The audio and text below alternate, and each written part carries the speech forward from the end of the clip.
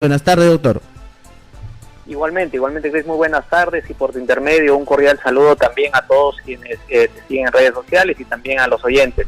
Efectivamente, el día de, anteayer en realidad, el 4 de enero, en una edición extraordinaria del Diario Oficial El Peruano, se publicó este Decreto Supremo 001-2022, mediante el cual el presidente de la República, el señor Pedro Castillo, convocó ya oficialmente a las elecciones regionales y municipales que van a realizarse el día 2 de octubre, domingo 2 de octubre del presente año van a ser las elecciones regionales y municipales. Así es, efectivamente. Perfecto. 2 de octubre, donde vamos a elegir en realidad a lo largo de nuestro país se van a presentar más de 120,000 candidatos. Recordemos que elegimos gobernadores, vicegobernadores, consejeros regionales, alcaldes provinciales, distritales y regidores también provinciales y distritales.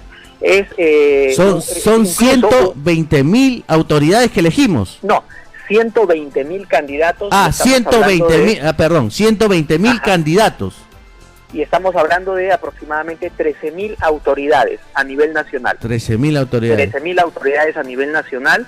Y bueno, es un proceso electoral bastante grande, incluso es mucho más complejo si lo comparamos con las elecciones presidenciales, congresales al Parlamento Andino. Siempre para los organismos electorales estos procesos de regionales y municipales son más complejos, pero seguramente, y pese a la pandemia, pese al contexto en que vivimos, seguramente se va a llevar a cabo de la mejor manera posible.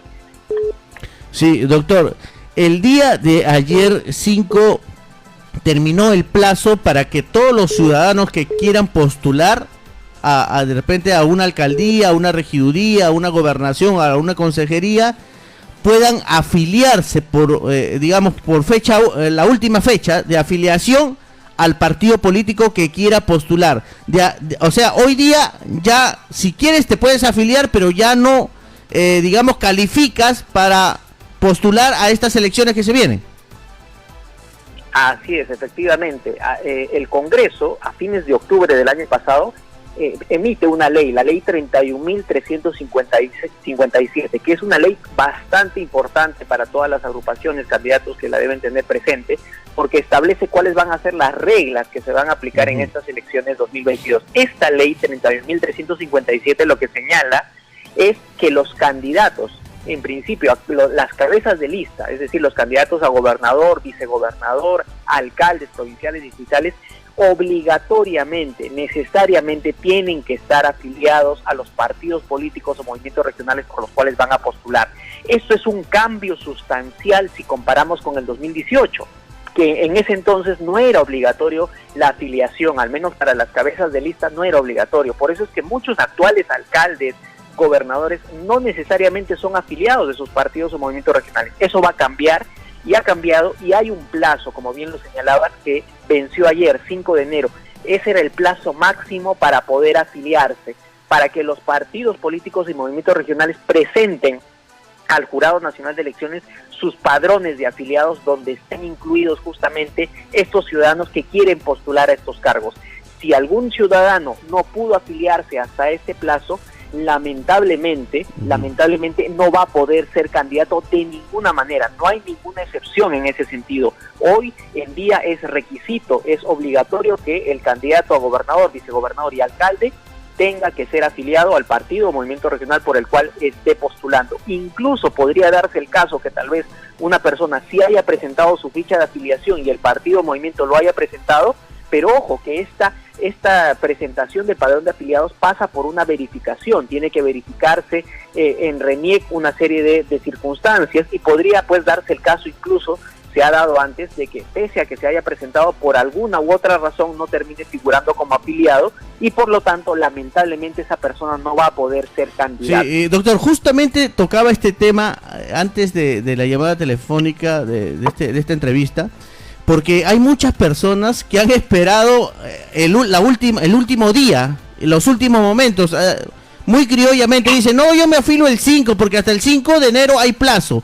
Pero la pregunta es, ¿qué pasa si por X motivo hay algún error de escritura, algún error de huella digital y sale observada la ficha? El jurado lo va a observar y va recién a decirle al personero del partido días después. con esto prácticamente ya queda fuera de carrera. Así es, efectivamente. Hay por esperar el último día. Hay muchas personas que han esperado el último día para afiliarse, y ello pues tiene bastante riesgo, diría yo que es muy muy riesgoso el haberse afiliado los últimos días. ¿Por qué? Porque los partidos políticos en principio reciben fichas de afiliación no de un distrito, no de una provincia, de muchos distritos y muchas provincias, y las fichas de afiliación se tienen que presentar además con otra serie de requisitos, como es el padrón de afiliados, y el padrón de afiliados es un documento, es una base de datos que se tiene que elaborar.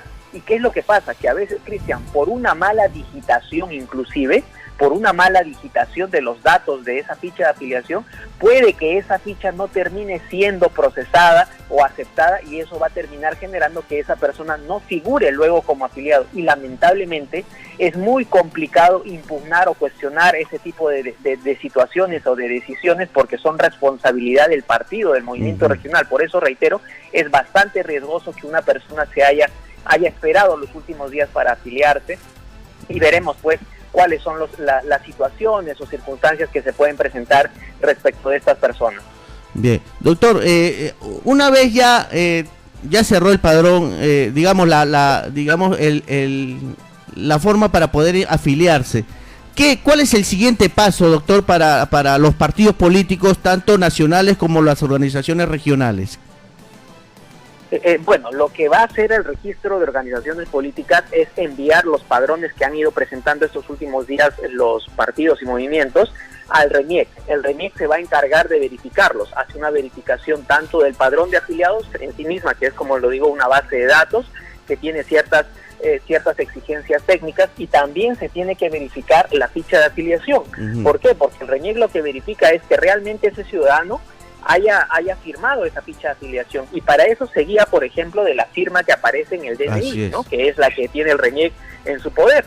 ¿Y qué es lo que pasa? Que incluso se presentan situaciones de personas que han firmado tal vez su ficha de afiliación, pero colocaron o pusieron una firma distinta a la que figura en su DNI. Obviamente pues RENIEC va a observar eso y la va a declarar como no válida. Eso, por ejemplo, podría terminar generando que muchas personas o algunas personas que han firmado la ficha de afiliación pues terminen no apareciendo como afiliados de ese partido o movimiento regional. Luego de ello, el RENIEC tiene hasta el 21 de enero para poder fiscalizar, para poder revisar estas fichas de afiliación, y luego se tiene que elaborar ya o aprobar por parte del Jurado Nacional de Elecciones el padrón de afiliados. Recordemos que para estas elecciones regionales y municipales vamos a tener elecciones internas en las cuales van a ir a votar los afiliados para determinar finalmente quiénes van a ser los candidatos que van a representar a los partidos o movimientos regionales. Sí. Entonces, estas elecciones internas se van a realizar, por cierto, ya está también marcado en el calendario, cronograma electoral. Estas elecciones se tienen que realizar el 15 de mayo y el 22 de mayo.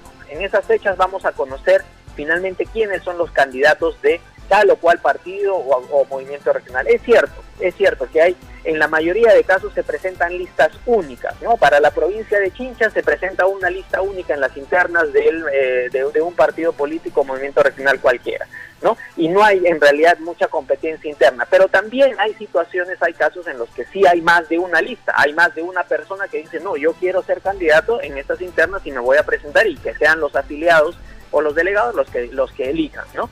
Entonces, el 15 y 22 de mayo, como te digo, vamos a conocer ya los candidatos finalmente, y luego ya viene otro plazo importante, que es el 14 de junio.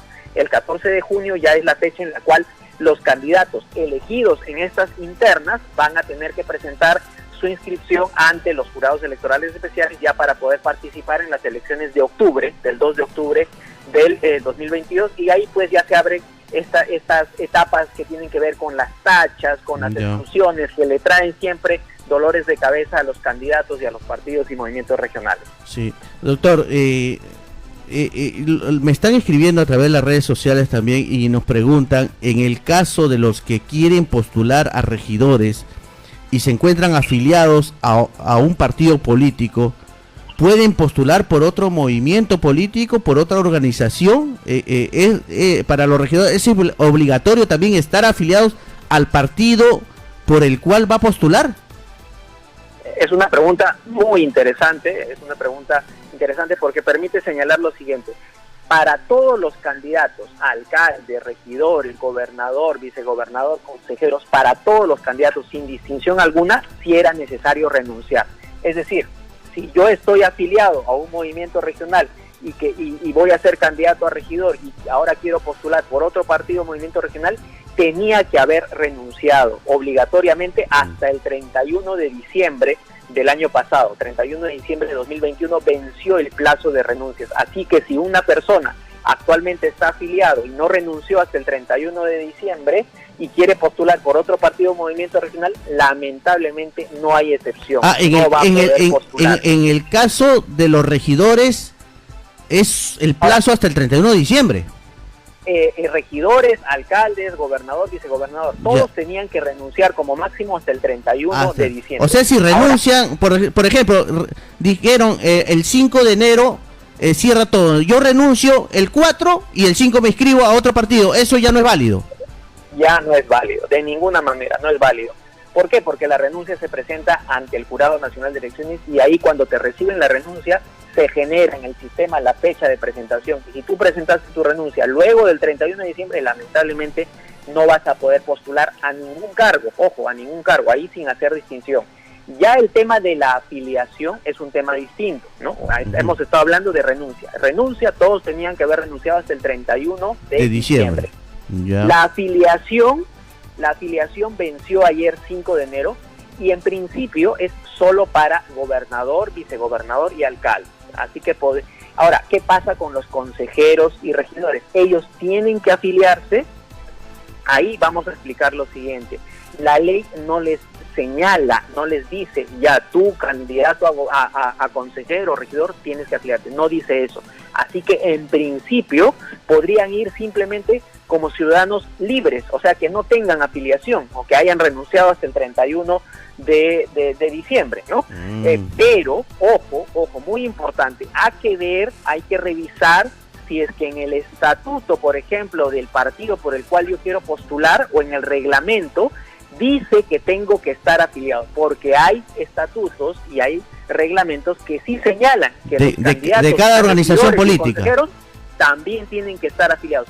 Si así fuera el caso, obligatoriamente también debieron haberse afiliado hasta ayer 5 de enero. Y si no lo hicieron, no van a poder postular, ¿no? Entonces son dos momentos que no hay que confundir. Uno es la renuncia, que sí es aplicable a todos, y otro es la afiliación, que solo es aplicable a alcaldes, gobernador, vicegobernador, y dependiendo del partido, del estatuto, del partido, del movimiento, habrá que ver si también es obligatorio para los candidatos a regidores y consejeros. Perfecto, o sea, hay partidos políticos que tranquilamente pueden tener regidores o pueden tener regidores libres en los próximos meses antes de la inscripción al Jurado Nacional de Elecciones. Exactamente, así es. Hay partidos que su estatuto permite que los regidores no necesariamente sean afiliados y por lo tanto podría darse el caso que solo el candidato a alcalde sea afiliado y el resto, toditos los regidores podrían ser, como se dice, sin afiliación. Sin afiliación, siempre y cuando sea candidato libre, o sea, que no esté afiliado a ningún partido político. O que haya renunciado hasta el 31. Importante lo que nos acaba de decir doctor Silva. Hay otra pregunta que nos envían, nos preguntan, por favor, si le hace la pregunta en el caso de la paridad, si es vertical o si es horizontal. Es para la lista en los partidos políticos, por ejemplo, nos dicen si es solo en el caso para los candidatos a la región o también a los gobiernos municipales. A ver, ya, ahí vamos a diferenciar también dos temas que en realidad recién se van a aplicar también por primera vez en estas elecciones. La paridad que se ha dividido ahora, se llama paridad horizontal y paridad vertical. Ya, ¿qué quiere decir? Empecemos en todo caso por lo más sencillo, la paridad vertical. Es la paridad que se va a aplicar en todas las listas de candidatos a distritos, a provincias, a región. Y que la paridad vertical, que se va a aplicar, como te digo, en todas las circunscripciones. Esta paridad vertical quiere decir que yo postulo a un distrito X, entonces solo mi lista de regidores tiene que cumplir con esta paridad y alternancia. Es decir, Si empiezo con regidor hombre, tiene que ser la regidora 2 mujer y así sucesivamente. Eso es la paridad. Solo se contabilizan los regidores, no, nada tiene que ver la cabeza de lista, en este caso el alcalde, el candidato alcalde. Así es, el alcalde es aparte, no se le toma en cuenta. O sea, para no confundir, porque hay muchas, pero yo he conversado con varias personas que quieren ser candidatos y dicen, yo soy candidato alcalde hombre, tengo que llevar mi candidata, primera regidora mujer. Eso, él puede llevar tranquilamente un candidato hombre. Así es, efectivamente, y eso ya lo estableció el Jurado Nacional de Elecciones en sus últimas resoluciones que han aprobado además los reglamentos. Es perfectamente válido, posible, legítimo, de acuerdo al Jurado Nacional de Elecciones, que el candidato alcalde sea hombre y el primer regidor sea mujer, y en ese caso el primer regidor sea hombre y el segundo regidor, la segunda regidora tendrá que ser mujer. Solo se toma en cuenta a los regidores, no entra para nada la cabeza de lista. Perfecto. ¿Okay? Esa es la paridad vertical. Ahora tenemos la paridad horizontal, ya que es un tema un poquito complejo, pero para explicarle en términos sencillos, en principio, esta paridad horizontal solo le interesa a los partidos políticos. Los movimientos regionales no tienen que preocuparse de ello. ¿Por qué? ¿Qué es la paridad horizontal? La ley ahora les dice a los partidos políticos, mira, tú vas a presentar candidatos regionales, ¿no es cierto?, en los diferentes departamentos. Entonces, tienes que presentar, en la mitad de departamentos tienen que ser candidatos a gobernador hombre, y en la mitad de departamentos tiene que ser mujer.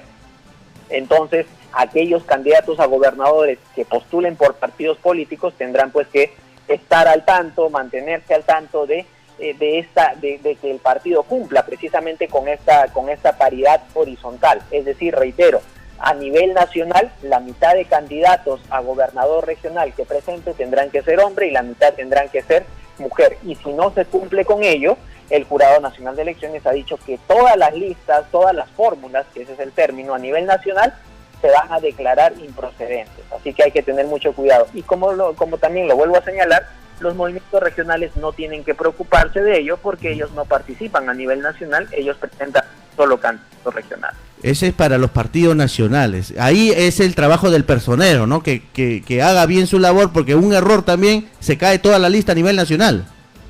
Así es, efectivamente, y bueno, y no solo en ese tema, siempre hay problemas pues, al momento de presentar o de llenar las hojas de vida.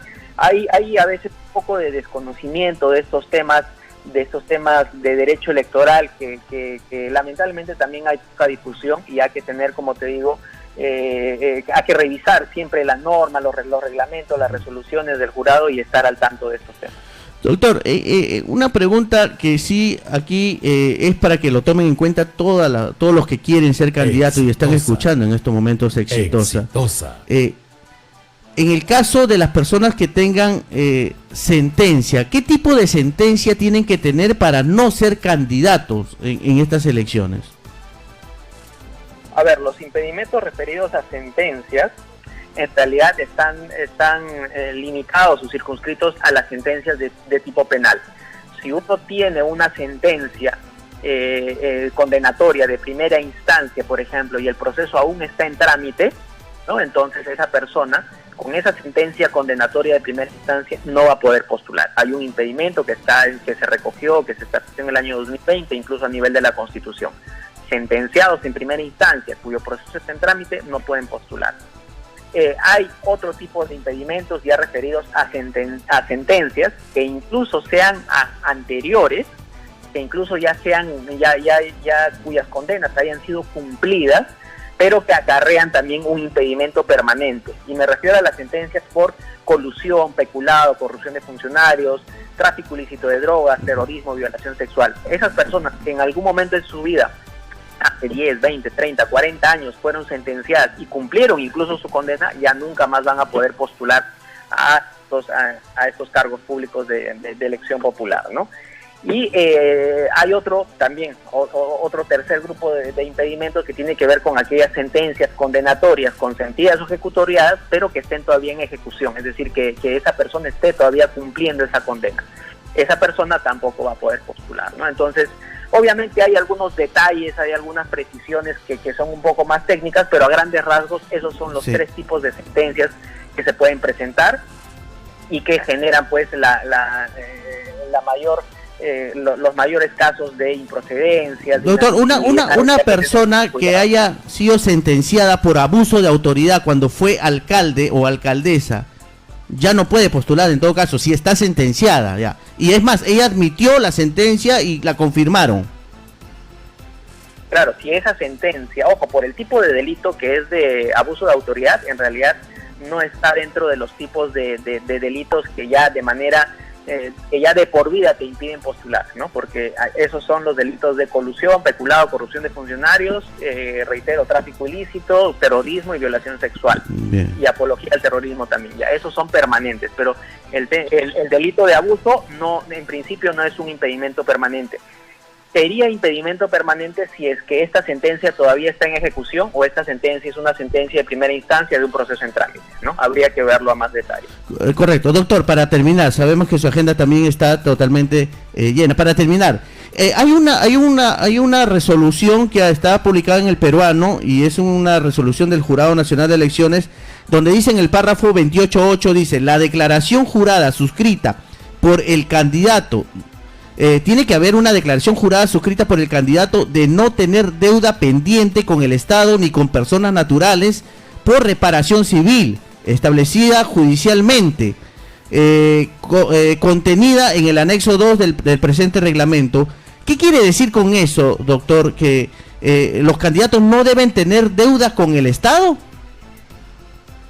Así es, efectivamente, en la Ley de Elecciones Regionales y Ley de Elecciones Municipales se establece como impedimento, por ejemplo, el figurar, el hecho de que un candidato figure en el registro de deudores alimentarios o figure en el registro de deudores de reparaciones civiles con el Estado. En ese sentido, si es que una persona figurara, por ejemplo, en este registro, no podría ser candidato, y a fin de cautelar el cumplimiento de estos dos requisitos de no figurar en estos dos registros de deudores, de deudores alimentarios morosos y de deudores de reparaciones civiles, es que los candidatos tienen que firmar estas declaraciones juradas. Y ahí lo relevante es que incluso pues se podría actualmente cruzar información por parte del Jurado Electoral Especial, y si se determinase, uno, que el candidato sí tiene o sí aparece en estos registros, o que ha omitido o que ha declarado información falsa, entonces podría incluso generarse serios problemas, incluso hasta de índole penal. Este es en el caso si se le debe al Estado, pero también dice no tener deudas ni con personas naturales. ¿A qué se refiere esto, doctor? ¿En dónde me dices que aparece eso?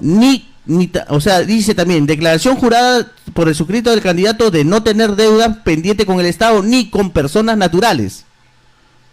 Así es, porque se refiere a las reparaciones civiles que son impuestas como consecuencia de una sentencia condenatoria en el ámbito penal, ¿no? Ya, ese es, por ejemplo, una querella con una persona natural, que le debo su reparación civil, no le he pagado durante años, esa es una deuda también que acarrea y por lo tanto no puedo ser candidato.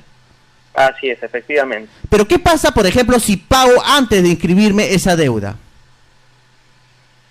Bueno, ya entonces no existiría esa deuda y por lo tanto el impedimento pues ya no devendría inexistente, entonces no habría impedimento que se configure en esa situación. Bien, doctor, gracias por esta comunicación. Bueno, nos indican, hay algunos que tienen deudas pendientes con entidades bancarias, con entidades de electrodomésticos que ya han pasado Infocor, inclusive con procesos judiciales. Sí, ahí, Cristian, si me permites, el impedimento o esta declaración jurada está referida a reparaciones civiles, reitero, aclaro, preciso, como consecuencia de la imposición de una sentencia condenatoria en el ámbito penal.